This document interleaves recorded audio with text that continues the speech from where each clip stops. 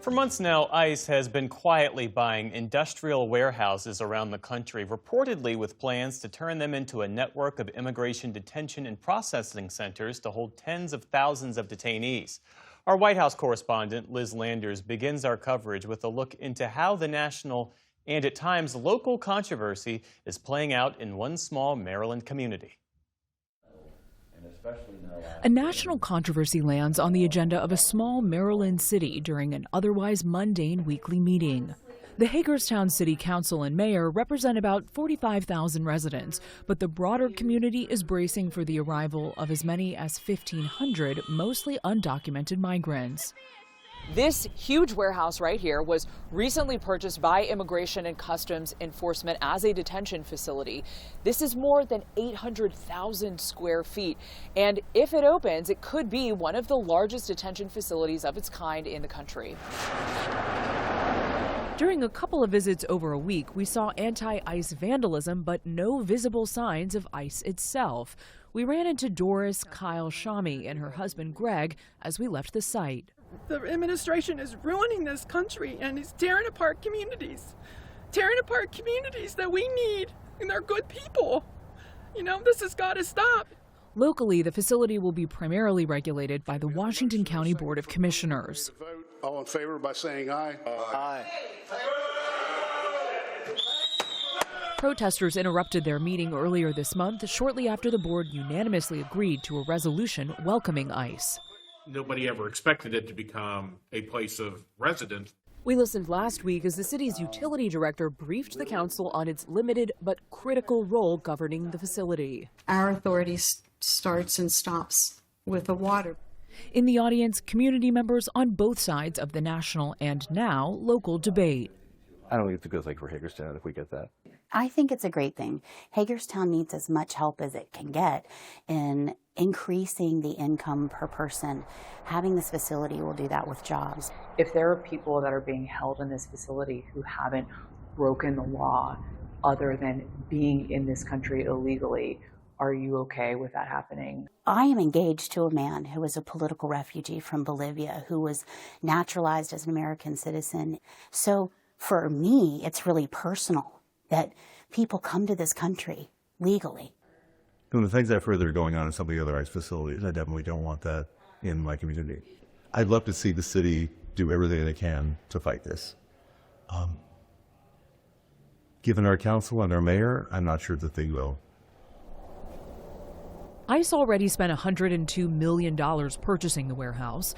The Department of Homeland Security responded to our questions with a statement touting its economic benefits and reading in part, quote, "These will be very well-structured detention facilities meeting our regular detention standards. Sites will undergo community impact studies and a rigorous due diligence process to make sure there is no hardship on local utilities or infrastructure." We know who bought it, but we don't know what is actually going to happen there. Bill McIntyre, Hagerstown's nonpartisan mayor, notes that while the city does have limited authority over water and the new facility will almost certainly need to secure a greater allowance, he's not eager to pick a fight between his small town and a giant federal agency. We have never denied water to anyone, so if you do deny this, does the federal government look at this as a political move, and are we opening ourselves up to litigation? Earlier this week, Maryland's Attorney General sued the Department of Homeland Security and ICE, saying that the administration failed to conduct an environmental review or seek public input or provide explanation for the purchase, which is required by law. Joining us now is Douglas McMillan, a reporter for The Washington Post, who's done extensive reporting about these ICE facilities. Thank you for joining us. Thanks for having me. Let's start with the size and scope of this. Can you give us an idea of ICE's efforts to create this system of detention centers throughout the country? Yeah, so they're going all around the country. We're seeing this happen all the way from all the way up in New Jersey, New Hampshire, all the way down to Orlando in Florida, all the way out west. They're trying to build places in Kansas and Oklahoma. This is all over the country. They're focusing on warehouses they can find a little bit outside of large towns. So we're finding these about 45 minutes to an hour outside of large city centers. And they're trying to fix these near logistics hubs where it's easy to move people in and out of the city. So we think that they want to, ICE officials have stated that their objective is to make the system of detention and deportation more efficient. And the current acting director of ICE, Todd Lyons, has actually compared his aspiration to Amazon's system of moving packages. He said, we want to be able to move humans around the country as efficiently as Amazon ships packages. What's the overall cost of this? How much is the Department of Homeland Security and ICE spending on this? So they're projecting to spend $38 billion. That involves buying the warehouses. Many of them cost around $100 million. That involves significant upgrades and retrofitting these warehouses to basically turn what are empty, vacant shells of buildings into a kind of functioning detention center with housing units, recreation areas, kitchens, outside basketball courts. They want to kind of like build these out and spending up to $150 million for a single facility in some cases.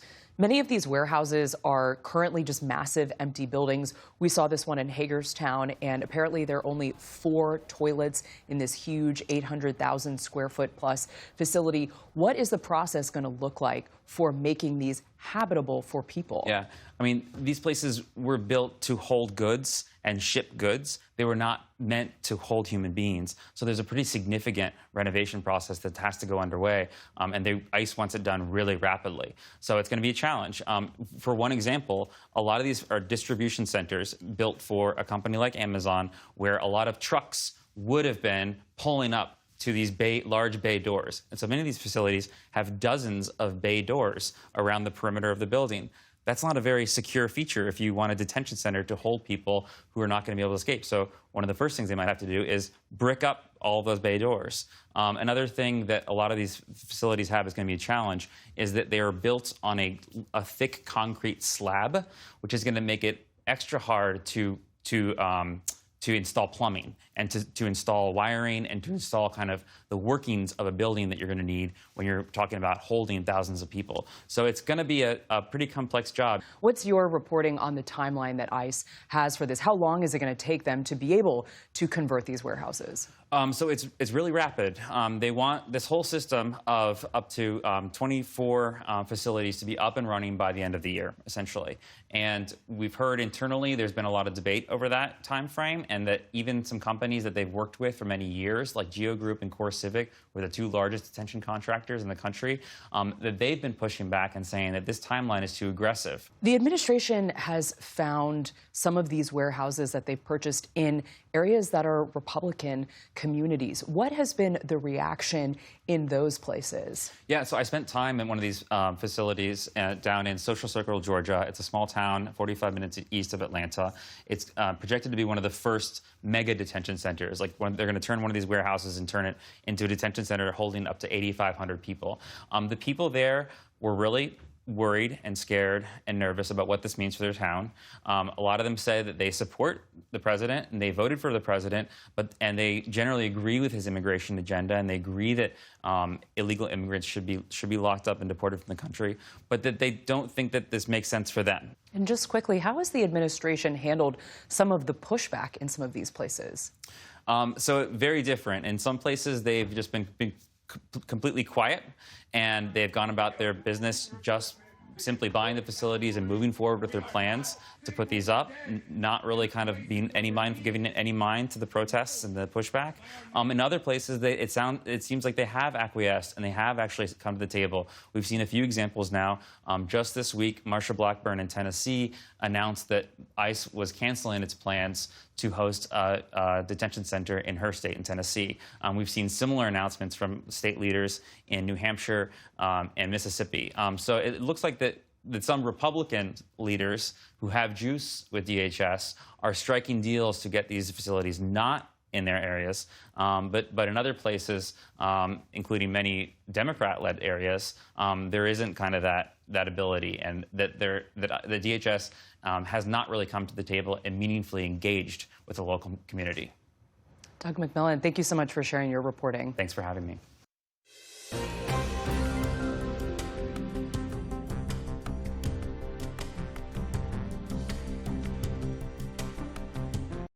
Support journalism you trust. Support PBS News. Donate now, or even better, start a monthly contribution today.